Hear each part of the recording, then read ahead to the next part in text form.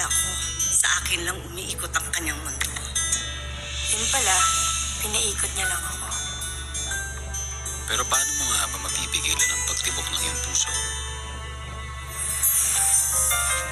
Galing kami sa isang sinapupunan. Pero magkaibang dugo ang dumadaloy sa amin.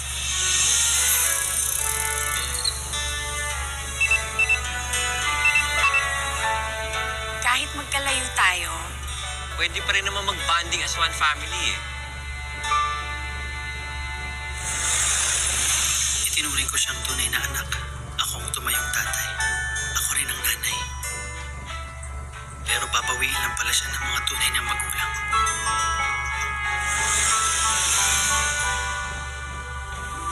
Siya ang BFF ko.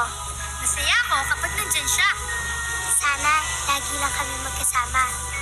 Di na maghihiwalay. Kami ang best friends forever!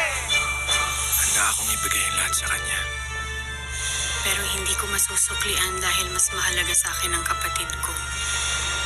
Wala akong kinuha na hindi nila ibinigay sa akin.